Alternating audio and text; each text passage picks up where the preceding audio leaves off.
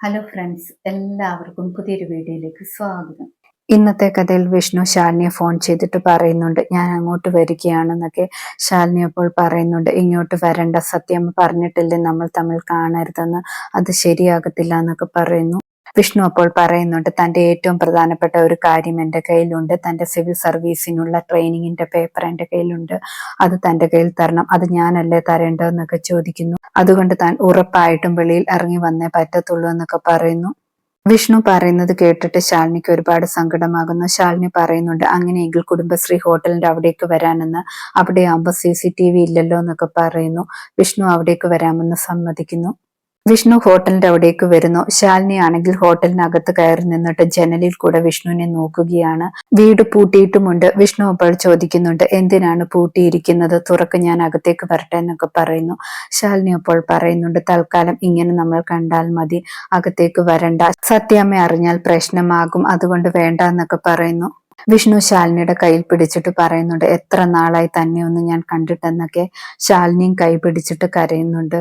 കല്യാണം കഴിഞ്ഞ സമയത്ത് താൻ എനിക്ക് അതിര് വെച്ചതൊക്കെ ഓർക്കുന്നുണ്ടോ എന്ന് വിഷ്ണു ചോദിക്കുന്നു. നമ്മളുടെ ഇടയിൽ ഒരു പില്ലോ വെച്ചതൊക്കെ ഓർക്കുന്നുണ്ടോ, അതുപോലെയാണ് ഇപ്പോഴും ഈ ജനലിന്റെ അപ്പുറവും ഇപ്പുറവും നിന്ന് സംസാരിക്കുന്നതെന്നൊക്കെ പറയുന്നു.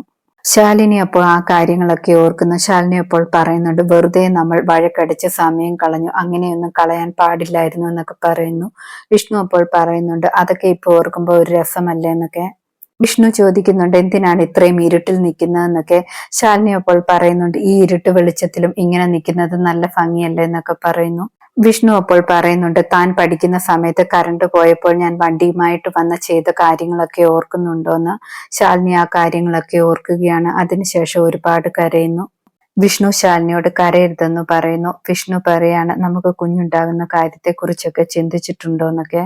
വിഷ്ണു പറയുന്നുണ്ട്, നമുക്കൊരു കുഞ്ഞുണ്ടാകുമ്പോൾ താൻ ആദ്യം എന്നോട് മാത്രമേ പറയാവൂ, അത് കഴിഞ്ഞിട്ട് എനിക്കൊരാഘോഷം തന്നെയാക്കണം, ഈ ലോകം മൊത്തം വിളിച്ചു പറയണം, വലിയൊരാഘോഷമാക്കണം, തന്നെ എനിക്ക് ഒരുപാട് കെയർ ചെയ്യണം, എപ്പോഴും തൻ്റെ ഒപ്പം ഉണ്ടാകണം, അത് മാത്രമല്ല പ്രസവത്തിനാണെങ്കിൽ 1 മാസം മുമ്പേ ഹോസ്പിറ്റലിൽ അഡ്മിറ്റ് ആകണം, അതൊക്കെയാണ് എൻ്റെ ആഗ്രഹം എന്നൊക്കെ പറയുന്നു. വിഷ്ണു അങ്ങനെ കൂടെ പറയുന്നത് കേൾക്കുമ്പോൾ ശാലിനിക്ക് ഒരുപാട് സങ്കടമാകുന്നു. വിഷ്ണു പറയുന്നുണ്ട്, തനിക്ക് ഡെലിവറി പെയിൻ വരുമ്പോൾ ഞാൻ കൂടെ ഉണ്ടാകുമെന്നൊക്കെ. അത് പറയുമ്പോൾ തന്നെ ശാലിനിക്കാണെങ്കിൽ ഡെലിവറി പെയിൻ വരുന്നു. ശാലിനി വേദനയോടെ വയറിൽ പിടിക്കുന്നുണ്ട്. ആ സമയത്ത് വിഷ്ണു എന്തു പറ്റിയെന്ന് ചോദിക്കുന്നു. ശാലിനി അപ്പോൾ പറയുന്നുണ്ട്, വിഷ്ണുവേട്ടൻ പൊക്കോളൂ, എനിക്ക് ഉറക്കം വരുന്നു, ഞാൻ ഉറങ്ങട്ടെ എന്നൊക്കെ പറയുന്നു. വിഷ്ണു അപ്പോൾ പറയുന്നുണ്ട്, എങ്കിൽ താൻ ഉറങ്ങിക്കോ, ആരെ ഇനി വാക്കൊന്നും തെറ്റിക്കണ്ട എന്നൊക്കെ പറഞ്ഞിട്ട് വിഷ്ണു അവിടെ നിന്നും പോകുന്നു. വിഷ്ണു പോയതിനു ശേഷം ശാലിനി വേദനയോടെ ഇരുട്ട് റൂമിലൂടെ നടക്കുന്നു. പെട്ടെന്ന് മുന്നിലിരിക്കുന്ന പ്ലേറ്റൊക്കെ തട്ടി ശാലിനി വീഴുന്നു. ശാലിനി എഴുന്നേക്കാൻ ശ്രമിച്ചിട്ടും പറ്റുന്നില്ല. അമ്മയെന്ന് വിളിച്ചു കരഞ്ഞുകൊണ്ടിരിക്കുകയാണ്. പിന്നെ രാത്രിയിൽ കാണിക്കുന്നത് രോഹിത്തിനെ സത്യാമ്മയുമാണ്. രോഹിത്ത് വണ്ടി ഓടിച്ചു വന്നുകൊണ്ടിരിക്കുകയാണ്. സത്യാമ്മ പറയുന്നുണ്ട്, ശ്യാമയ്ക്ക് മറ്റന്നാളാണ് ഡേറ്റ് എങ്കിലും എപ്പോൾ വേണമെങ്കിലും പെയിൻ വരാൻ ചാൻസ് ഉണ്ട്. ആ സമയത്ത് ആരും വീട്ടിലില്ലല്ലോ, ഒരു വണ്ടി പോലും ശാരദാമ്മയുടെ വീട്ടിലില്ല, അതുകൊണ്ട് നേരത്തെ അഡ്മിറ്റ് ആക്കേണ്ടിയിരുന്നതാണെന്നൊക്കെ പറയുന്നു. എന്തായാലും അങ്ങോട്ട് പോകാമെന്നൊക്കെ പറയുന്നുണ്ട്. രോഹിത്തും അത് ശരിയാണല്ലോ എന്നൊക്കെ പറയുന്നുണ്ട്. ശാരദാമ്മ ശ്യാമയ്ക്ക് വയറിൽ പാടൊക്കെ വെച്ചു കൊടുക്കുന്നു. ശ്യാമ അപ്പോൾ ചോദിക്കുന്നുണ്ട്, ഇപ്പൊ എന്തിനാണ് ഈ രാത്രിയിൽ പാട് വെക്കുന്നതെന്ന്. ശാരദാമ്മ അപ്പോൾ പറയുന്നുണ്ട്, നിന്റെ ഡേറ്റ് അടുത്തിരിക്കുന്ന സമയമല്ലേ, സത്യാമ്മയൊക്കെ എപ്പോ വേണമെങ്കിലും ഇങ്ങോട്ട് വരാം, അതുകൊണ്ടാണ് ഈ പാട് വെച്ചിരിക്കുന്നതെന്നൊക്കെ പറയുന്നു. ശ്യാമ അപ്പോൾ ചോദിക്കുന്നുണ്ട്, ഹോസ്പിറ്റലിൽ പോകുമ്പോ എന്ത് ചെയ്യുമെന്നൊക്കെ. അപ്പോൾ ശാരദാമ്മ പറയുന്നുണ്ട്, ഞാൻ കൂടെയില്ലേ, പിന്നെ ഹോസ്പിറ്റലിൽ ചെന്നാൽ ഉടനെ ആ ഡോക്ടറുമില്ലേ, ഡോക്ടർ നമ്മളെ സഹായിച്ചോളുമെന്നൊക്കെ പറയുന്നു. ശ്യാമ അപ്പോൾ ചോദിക്കുന്നുണ്ട്, കുഞ്ഞിന്റെ കാര്യത്തിൽ എന്ത് ചെയ്യുമെന്നൊക്കെ. ആ സമയത്ത് ശാരദാമ്മ പറയുന്നുണ്ട്, നിന്റെ കുഞ്ഞേച്ചിയില്ലേ, പിന്നെ എന്തിനാണ് പേടിക്കുന്നതെന്നൊക്കെ.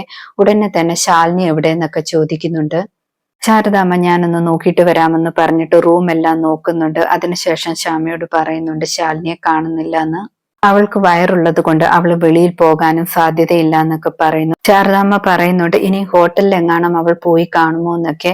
ശ്യാമ അപ്പോൾ പറയുന്നുണ്ട്, കുഞ്ഞേച്ചി എന്തിനാണ് അങ്ങോട്ട് പോകുന്നത്, എന്തായാലും വയറും കൊണ്ട് പോകാൻ ചാൻസ് ഇല്ലല്ലോ എന്നൊക്കെ പറയുന്നു. അതേസമയം ശാലിനി ഹോട്ടലിൽ അമ്മയെന്ന് വിളിച്ചു കരയുന്നു. ഇന്നത്തെ കഥ ഇതോടെ അവസാനിക്കുന്നു. പുതിയൊരു കഥയുമായി വീണ്ടും കാണാം. താങ്ക്